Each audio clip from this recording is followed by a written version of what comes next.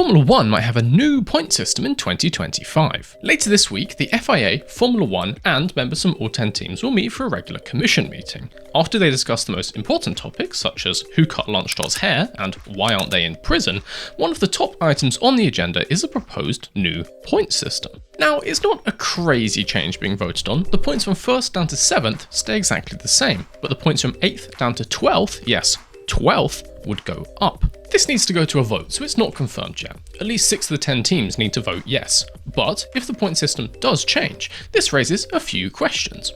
What's the point?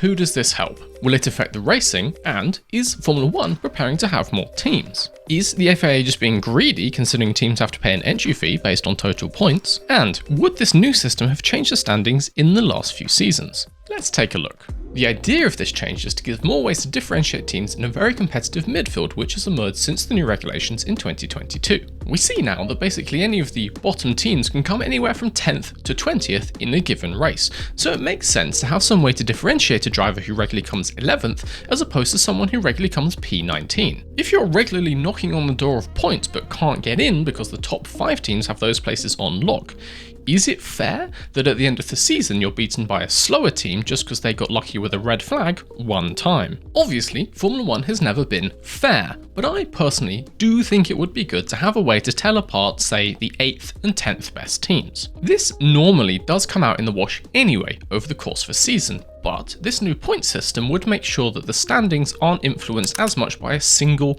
unusual result. Looking at the standings after China 2024, we have 3 teams, all on 0 points. Are these 3 all exactly the same?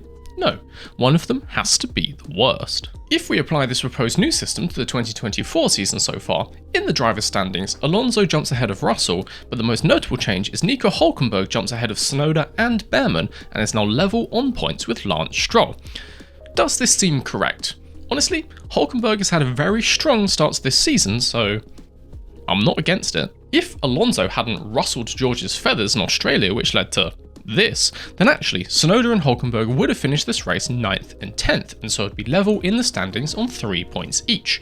And so actually, this new system does exactly what it says and counteracts those lucky finishes that happen only once or twice a season. In the constructors' standings, the top 5 teams stayed the same, but Haas leapfrog RB into 6th place due to their consistency in picking up those P11 and P12s. We also now get some differentiation in the bottom 3, with Williams the clear 8th place on 5 points, and Alpine and Stake kick Sauber, Stabilo number 33, green F1 team down at the bottom on 2 points each. And again, this is not wrong. Williams, particularly in the hands of Albon, has been the quickest car of these 3 teams, and so it would make sense that the constructors' standing reflects this. So to answer the question, who does this help?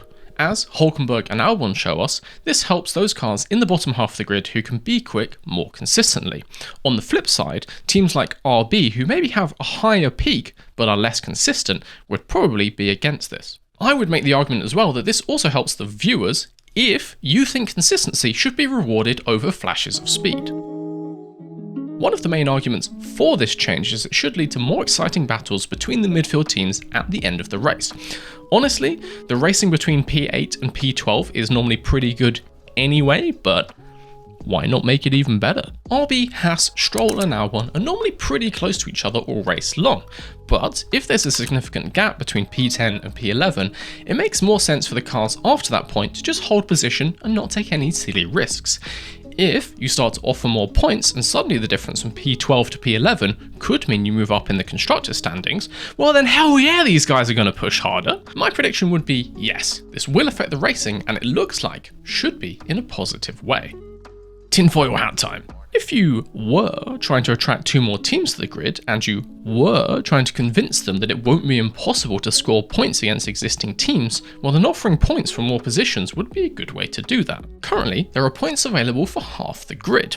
If the grid rose to 24 cars, well then half of that grid is...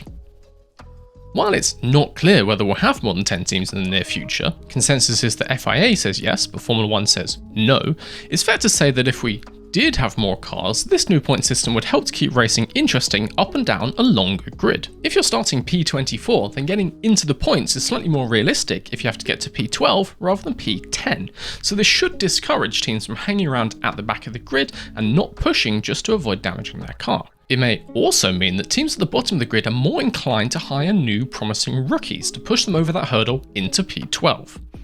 Could be good. Yes, obviously. Currently, teams and drivers have to pay a fee to the FIA, not Formula 1, to be on the grid for the next season. How much is that fee? For teams, $657,837 plus $6,575 per point. Oh, and also for the Constructors Champion, it's $7,893 per point. Obviously, if the FIA just hands out more points over the season, then at the start of the next year they'll be collecting even bigger bags of money. Pretty nifty business plan, that one. By increasing the maximum number of points per race from 102 to 110, the FIA would increase the $23,873,200 that they collected last year to an eye-watering $25,745,608. Pretty simple way to earn an extra $1.8 million, and that's before we consider the fees for the drivers, which are calculated in the same way. It's not been confirmed yet whether there'll be an adjustment in the entry fee if this new point system comes into play, but you better believe this is going to be a big part of the discussion between teams and the FIA about this. If the FIA had their way, pretty sure they would be more than happy to send out bigger bills. To learn the full effect of this new point system, we can apply it to previous seasons and see if any drivers or teams move up and down in the standings. Starting last year, we get one movement as Ricciardo slides down 2 places and is actually now level on points with Lawson despite driving 2 more races.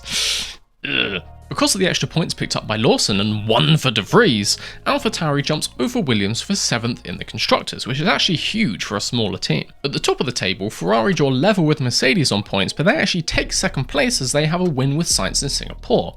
Again, massive for them, as this jump is worth about an extra $10 million in extra prize money. 2022 has quite a few movements in the driver standings.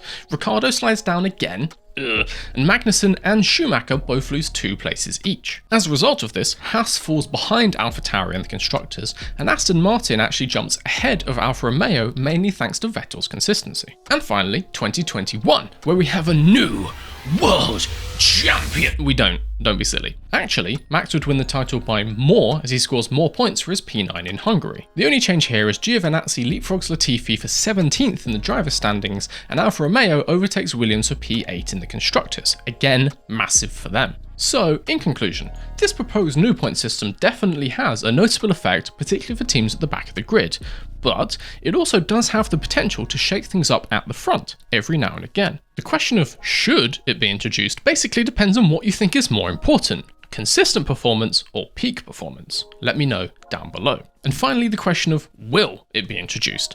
It's not long till we find out, honestly, so I'll pin a comment down below when there's an announcement. I could try and predict which way each team will vote based on current form, but this change would affect the sport for multiple years where form goes up and down, and obviously teams know that as well. They will all have their own reasons to vote yes or no, which are honestly too nuanced to predict. I could try, but all that's going to happen is I'll get it wrong and you guys will make fun of me in the comments. So I'm going to say let's just wait a week and find out. I hope you guys enjoyed this video.